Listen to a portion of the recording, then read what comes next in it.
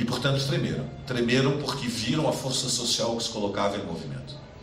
Essa foi a alegria das nossas gerações. Foi quando nós vimos o povo brasileiro levantar a cabeça pela primeira vez nas diretas e espreguiçar. E não foi senão isso que o povo fez. Espreguiçou para poder fazer um primeiro movimento político, que foi o movimento de dizer: não aguentamos mais. E, portanto, Figueiredo não vai impor o seu sucessor como Geisel impôs Figueiredo. E por isso centenas de milhares foram à Praça da Sé no 25 de janeiro de 1984. Este é o primeiro elemento. O segundo elemento é que, ao destruir as liberdades democráticas e as liberdades civis, a ditadura abortou o amadurecimento de uma geração. Porque a urbanização, ela criou um proletariado, mas criou também uma classe média. E a construção de uma nação é a construção de um bloco social que significa a aliança da classe trabalhadora com os setores assalariados que tiveram pelo menos a oportunidade de conquistar uma escolaridade mais elevada. O que a ditadura impôs foi o obscurantismo. Isso tem consequências históricas e também por isso o futuro, também por isso nós hoje aqui podemos olhar para trás e dizer: acusamos vocês. Acusamos vocês que roubaram 20 anos da história do país. Acusamos vocês que silenciaram uma geração, que fecharam os teatros, que proibiram o cinema, que impuseram a censura nos jornais, que aterrorizaram a universidade, que paralisaram o mundo da ciência, porque vocês destruíram a inteligência do país e criaram o medo, e um medo que até hoje nós não conseguimos nos libertar plenamente. 25 anos depois da ditadura ter caído, as sequelas que ela deixou continuam presentes dentro de nós, até hoje. Por quê? Porque nós sabemos que eles fizeram isso uma vez. E lembrem-se, isto marca para sempre. Posso dar o testemunho da minha família. A minha mãe e o meu pai, os dois tinham cargos de confiança no governo João Goulart.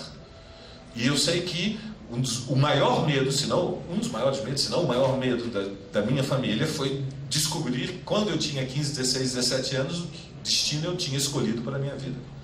Porque eles sabiam do que a classe dominante era capaz. Porque meu pai foi preso, porque a minha mãe teve a sua carreira destruída dentro de Itamaraty, e para ela o que sobrava era uma máquina de escrever em uma sala sem janela, como disseram os chefes. Para a senhora, até a aposentadoria é sala e sem janela, para que fique claro que nós sabemos quem é a senhora. E este medo imposto à inteligência do país, evidentemente, travou o desenvolvimento do Brasil.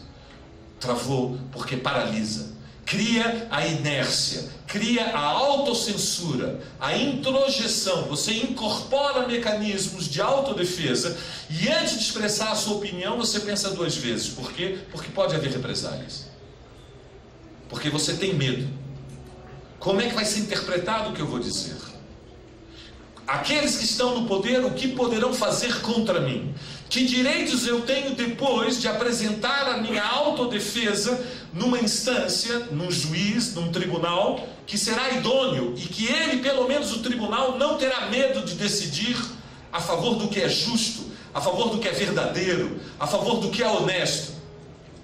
Porque a ditadura também silenciou os tribunais, também calou os juízes, também impôs a sua bota sobre as instâncias de controle do Estado. Esta é a segunda razão pela qual o futuro pode acusar a ditadura. Porque deixou-nos um país mais desigual, porque deixou uma nação que aprendeu a ter medo. Medo do que pode acontecer se o povo realmente quiser acreditar na história, agarrar o seu destino na sua mão e lutar por si mesmo, pelas suas reivindicações, com confiança. E terceiro, e este é, digamos, o elemento mais devastador, porque a ditadura, para se impor, teve que derramar o sangue brasileiro, teve que usar os métodos da guerra civil, teve que usar o terrorismo do Estado. E, portanto, falar da ditadura é lembrar os que morreram. Porque houve homens e mulheres que morreram, que deram a vida para que hoje nós estejamos aqui, com liberdade. E é por isso que nós estamos aqui. Para lembrar que uma parcela do povo brasileiro derramou o seu sangue para que o futuro pudesse ter orgulho de dizer: Nesta nação os tanques passaram uma vez, não passarão uma segunda vez.